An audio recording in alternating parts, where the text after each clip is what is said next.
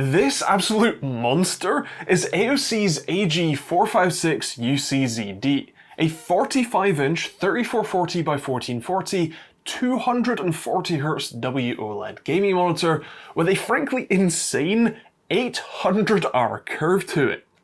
Despite the spec sheet looking rather promising, I must admit that I'm a little underwhelmed by the UCZD, and it's all, or at least the primary reason, is to do with pixel density.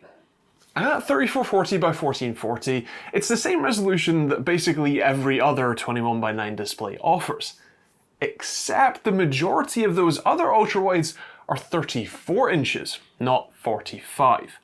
The pixel density here is just 83 pixels per inch, which, to give you some context, the EVNIA 8600 QD-OLED that I've been using as my daily driver for a little while now, and love by the way, is 109 pixels per inch, and even more shockingly, a 24-inch 1080p panel is 92 pixels per inch. This has worse pixel density than a 24-inch 1080p display.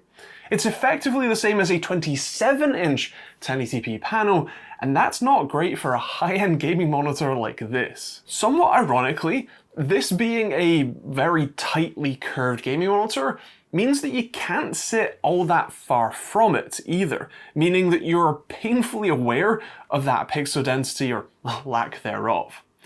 When you couple that with the fact that this is a W-OLED panel with a WBGR subpixel layout, it makes text look rather crunchy. It doesn't look overly sharp, and that's quite a shame. Speaking of this being a W-OLED, that does mean that you get the interesting backlight behavior, specifically from an adaptive brightness limiter. You can see that taking effect in this response time graph from my open source response time tool, where it spikes to the correct value, but then it very quickly cuts back to a more stable brightness level. That's actually a pretty good sort of version of it though. It's pretty fast at ramping back, and so unlike the older W-OLED panels that I've seen, this isn't quite as intrusive to the eye. It does mean that the 1000 nits of claimed peak brightness is only available both in very small window sizes and for but fleeting moments. The Spider X2 reckons with 50% of the screen white, you'll get around 270 nits or so, or with 1/9 of the display lit, it's more like 400 nits. So with something like maybe a 5% window size in HDR mode, you should get that 1000 nits for a few milliseconds.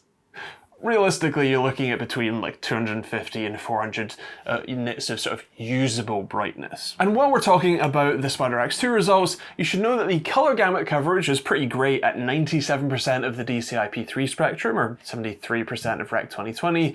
Accuracy came back as really pretty bad with a delta E of 4.38 on average, although I suspect that's more to do with the Spider X or X2 not being fit for testing OLED displays, and specifically W-OLEDs, as AOC includes a calibration report in the box that shows a sub 2 delta E, and I believe they're like 20 grand sensor over the 200 quid one.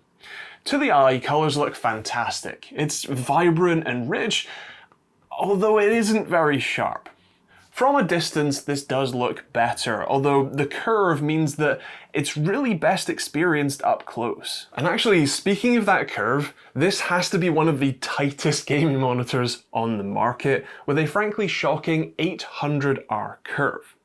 That means that this is an 800mm radius circle. For context, most curved displays are 1500 or 1800R curves, with my EVNIA being around 1800R. This truly wraps around your head, and my god, it's immersive.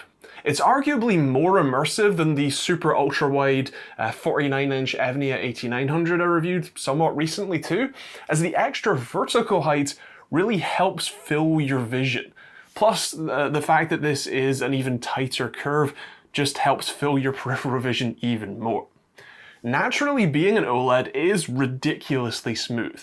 The 240Hz refresh rate definitely helps, and of course the instant response times mean you get remarkably crisp motion, even if the image itself isn't all that sharp. Honestly, that really is the biggest downside here. You really do notice it even while gaming. Enemies are only like a few pixels wide, text is noticeably jagged, and it just doesn't look as sharp or as crisp as a monitor of this size and price really should.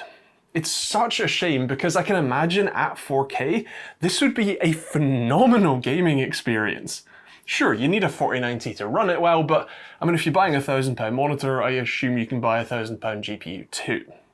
Naturally, I did test response times, which are exactly what you would expect with green across the board, and latency was spot on too, with an average of around 2.2 milliseconds or so of on-display latency, with basically no results taking longer than 1 frame, so it's nice and faster, perfectly fast on that front. Really, the only thing that lets this down is the resolution. Taking a step back, literally, to take this bad boy in, you'll notice that it does take up an awful lot of space on a desk. While you can VESA mount it with the included adapter, it's hard to imagine an arm that can support not only the pretty hefty weight, but the weight so far away from the mount point, literally projecting forward. Luckily, the stand actually does a pretty decent job, and even has height, tilt, swivel, and a tiny bit of rotation adjustment available too. It is a touch wobbly though, with only a single hinge in the centre. I/O-wise, you've got 1 DisplayPort, 1 USB-C port, 2 HDMI ports, and then a 4-port USB 3 hub with the yellow one for charging. On the back, you'll also find some fairly subtle RGB lighting, which you can fully disable if you would prefer, alongside the joystick for controlling the on-screen menu. The menu is AOC's newer style, which is pretty easy to navigate, although with this being an OLED, I doubt you'll spend that much time in here, although they do actually include a remote, which I found kind of interesting, because clearly if they include a remote, they expect you to be far enough away to not want to use the fairly easy to use dial or joystick on the back and use it more of a TV, i.e. from a distance.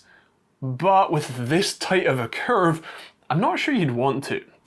Either way, it works just fine, as does the joystick style switch. The one lot of settings you might use more often are the OLED care settings. Things like pixel orbiting, which is set to weak by default, and the panel refresh modes. I did think that this didn't have the screensaver option that my EVNIA does, where it dims the display after a minute or two of no activity, but this does actually seem to do that. While I've been filming, I've had to keep jostling the mouse to make it wake back up again, so that's fine. But either way, with this being a W-OLED, I would be slightly more concerned about burn-in than I would be on a QD-OLED panel, although with regular refreshes, I expect it to be just fine. One thing AOC is very keen to make you aware of is the 3-year OLED warranty, so I guess that means that they're pretty confident you'll get at least 3 years out of it. For an OLED, I think that's actually fairly confidence-inspiring, as they normally don't like to get the warranty period too close to the average failure time. So I would expect this to last at least a decent bit more than that. As for price, this is listed at £1,130 as of filming. That is an awful lot of money and puts it up against some pretty stiff competition. The size does make it unique compared to most of the especially QD-OLED panels that I would recommend, although those tend to be more like £700 instead. If I'm honest, I can't say that I'm a fan of the UCZD. I really wanted to like it. Something this size and this smooth ought to be one of the most immersive and enjoyable gaming experiences on the market, and it gets really close. But it just isn't sharp enough, and especially at that price too. With such a fundamental issue like that, I can't really say that, oh well, maybe for the right price, it's worth buying, because even if it was price matched to the EVNIA 8600 that I use daily, I would still rather have the A600 over this. Of course, those are my thoughts, but I would love to hear yours in the comments down below. Is this something you'd be interested in, or is the sort of pixel density too much of an issue to put you off? Or, let's face it, is this just not quite in your price range? Let me know in the comments down below. If you are interested in it, I will leave a link in the description you can check out. If you want to see more videos like this one, you can hit the subscribe button, turn on the bell notification icon, check out plenty of other videos on the end cards, including the EVNIA reviews.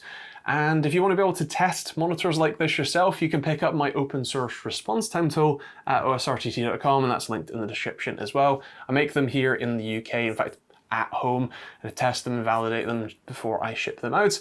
So yeah, otherwise, that's kind of it. If you have any questions, feel free to leave those in the comments. Thanks for watching, and we'll see you on the next video.